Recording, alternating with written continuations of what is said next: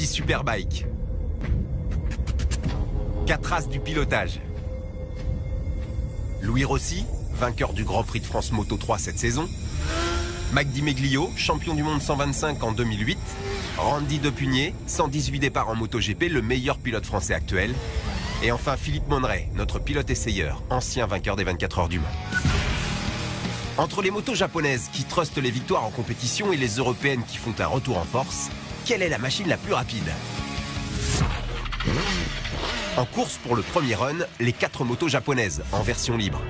La Kawasaki ZX-10R, la Suzuki GSX-R 1000, la Honda 1000 CBR et la Yamaha R1.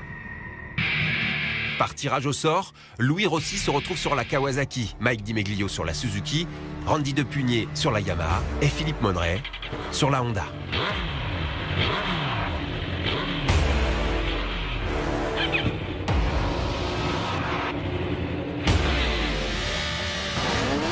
Philippe Monneray anticipe le départ. Randy Depugné reste un peu scotché sur la ligne.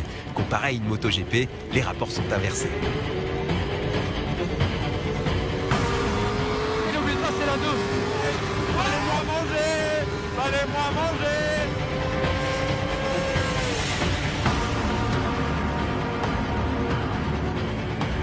Réglementation oblige, le compteur est bloqué à 299. Mais la Kawasaki avec Louis Rossi à son guidon atteint les 300 km/h et l'emporte assez nettement devant Mike Di Meglio sur la Suzuki. Honda et Yamaha sont en retrait. Et voilà.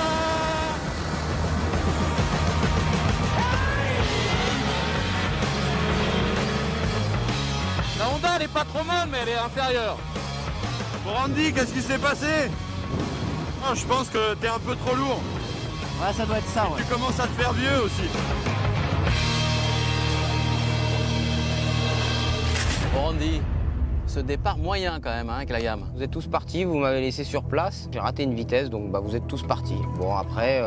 Alors Louis t'as gagné avec la Kawa. Ouais, elle est plutôt pas mal, elle marche bien, puis un bon départ avec ça, l'électronique marche bien pour pas que ça capte de trop, donc ça permet de rester à fond, puis derrière il y a pas mal de puissance, donc non, du début à la fin c'était plutôt joli. Bon, bah on y retourne. On y retourne. Allez, c'est reparti. La Kawasaki et la Suzuki sont en finale. La R1 et la CBR vont-elles devoir affronter en repêchage la BMW 1000RR et la Ducati 1199 Panigale, les deux européennes? De conception beaucoup plus récente, elles sont supposées être plus performantes. Est-ce que cela se vérifie en piste? À voir maintenant.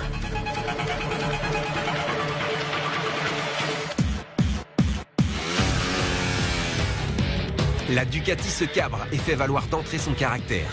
Plus docile, la Yamaha cette fois attaque fort, mais Randy Depugné avec la 1000RR va très vite mettre tout le monde d'accord.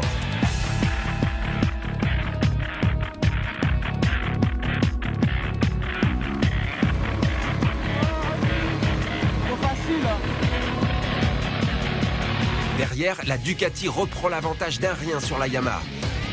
300 km/h tout rond, la BMW s'impose à une vitesse similaire à la Kawasaki.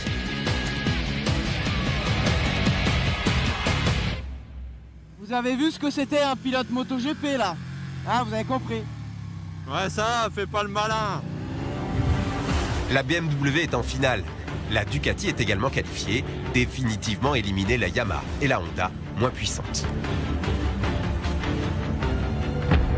Place au tirage au sort pour l'attribution des guidons en finale. Eh ben regarde, un bicylindre, toujours comme moi. Fais gaffe, parce que sur les départs, ça lève un peu. 2-3, c'est Bon, compliqué. Bah écoute, je vais essayer d'avoir les bras. Mike, et vous, quelle moto vous aurez? On va voir ça. Kawasaki. Louis, c'est à vous de tirer au sort la machine pour la finale. La Suzuki, le 1000 GSX-R. La BM. Donc plutôt une bonne affaire. Ouais, je pense qu'avec Mike, ça va être serré, on verra. Moi, je peux faire un bon départ avec la Suzuki. Ouais, mais le but, c'est d'arriver premier au bout. Et la Ducati, vous y croyez pas? Bah, t'es un peu vieux, Philippe, donc on sait pas, faut voir.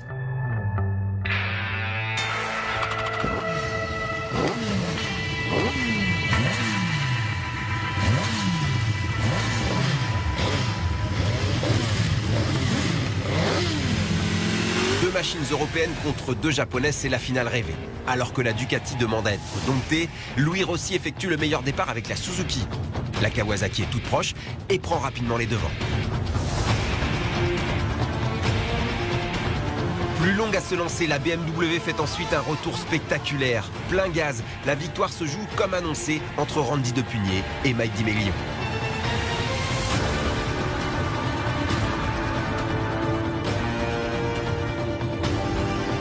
Jusqu'à la ligne, la ZX10R chronométrée à 301 km/h résiste et s'impose d'une roue.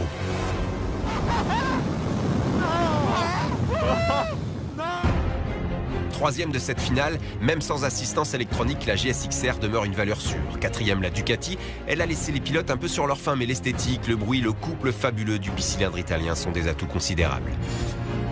Dotés de toutes les évolutions électroniques issues de la compétition, 2 motos sortent du lot, la BMW et la Kawasaki. Ah, pour rien, j'ai battu tout couché. Ah ouais. Moi, je pense que la moto, elle tire trop court, ce qui fait que l'avantage qu'il a eu au début, il l'a gardé. Mais ils sont vraiment très proches, les deux là. 2 machines aux performances très proches, comme les pilotes lorsqu'il s'agit de faire quelques burns et célébrer en fumée ce nouveau défi.